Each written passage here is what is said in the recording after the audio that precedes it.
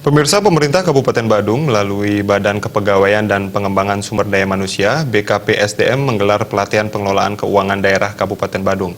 Pelatihan diselenggarakan untuk meningkatkan kompetensi aparatur sipil negara dalam pengelolaan keuangan daerah.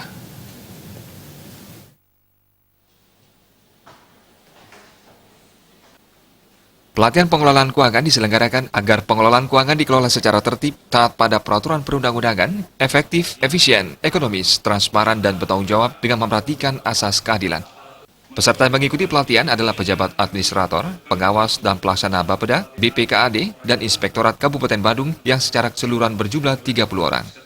Adapun materi yang dibahas selama pelatihan, yaitu perencanaan pembangunan daerah, penganggaran, persiapan pelaksanaan anggaran, pengadaan dan penetapan status penggunaan BMD, penata usahaan penerimaan, penata usahaan pengeluaran, akuntansi keuangan daerah, dan tuntutan perbendaharaan dan tuntutan ganti rugi. Proses pelaksanaan dan penata usahaan keuangan daerah harus meningkatkan koordinasi antar berbagai pihak dalam penyusunan laporan keuangan berbasis akrual.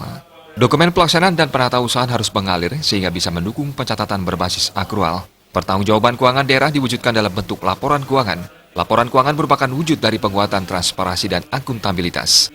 Implementasi dari tujuan untuk meningkatkan kompetensi PNS, yang mana kita tahu bahwa amanah peraturan menyebutkan bahwa setiap PNS wajib mengikuti 20 JP, yang tentunya tujuan akhirnya adalah peningkatan kapasitas dari PNS itu dalam rangka melaksanakan tugas pokok dan fungsinya masing-masing.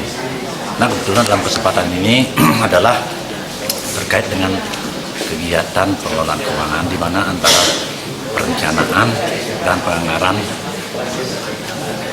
dikaitkan dengan tata kelola, harus ada sinkronisasi yang berbasiskan kinerja, sehingga pada akhirnya nanti tentunya kita berharap apa yang dihasilkan adalah meningkatkan kompetensi dari PNS kita.